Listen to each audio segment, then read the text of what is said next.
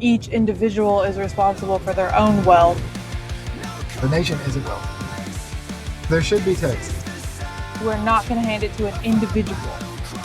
Taxes should solve the free rider problem. The nation shears its sheep, which are the taxpayers. And so if the nation did have wealth, then the nation could decide what to do with that wealth. Yeah, I see what you're saying. But the nation doesn't have wealth. The nation's using taxpayers' wealth. Yeah, because we're not a socialist country. If we're is it socialism? No. Yeah, that's right. If it was a communist socialist where the nation owned it all, right, then the nation would be then the wealthy, nation and would then be it could right in distribute. deciding. But you're saying we're a capitalist and nation, and each individual is responsible for their own wealth and their own ability to produce.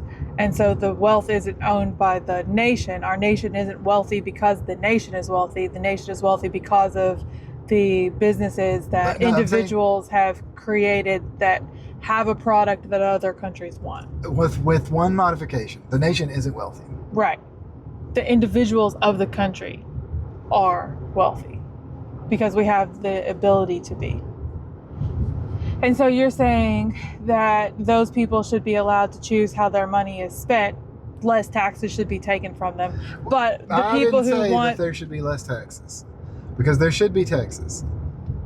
But I think that to have a legislator say, I'm going to take this person's money and hand it to an individual, I think that's wrong. So let's say we leave taxes then. Taxes remain exactly how they are. We're not even going to debate that. Yeah. Taxes? Okay. But let's say we're not going to hand it to an individual.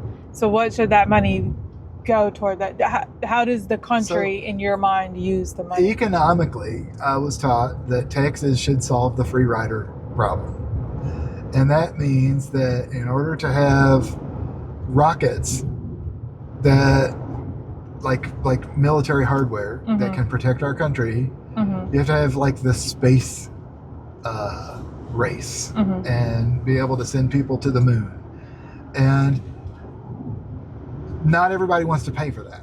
Right. But everybody who exists in the United States of America is a beneficiary of the United States military might. Right. And so taxes should solve the free rider problem.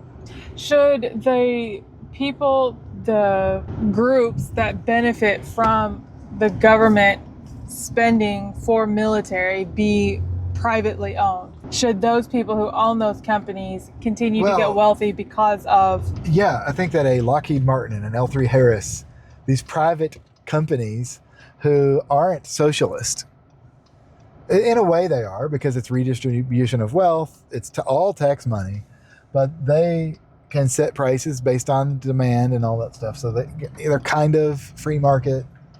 Not really. Doesn't the government decide how much they're going to pay and then the contractor agrees? That's not exactly how that works. In a way, yeah, because the government has a budget and they need to say, hey, in order to be able to make this deal for this quantity, they set prices similarly to a negotiation in a free market. Very similarly, but it's not all the way. The government could say, you will make this, and L3 has to make it. Not exactly, because there's free will. There's not slavery. But back to that, oh no, the owners of L3 Harris and the owners of Lockheed Martin are just getting rich. They're fat cats. Well, everybody has that opportunity. I can go buy that stock. I can go buy that stock if I want to be that owner. So yeah, I think that the owners of the companies who are beneficiaries of government contracts. So you think it's fair because the New York Times or the New York Stock Exchange exists? I think that's a really distilled way of saying what I'm trying to say. Yeah. Okay. Yeah, because anybody, if I can go start a business. Well, think about war dogs, for instance, and that's another example of the creepy underbelly of government contracts.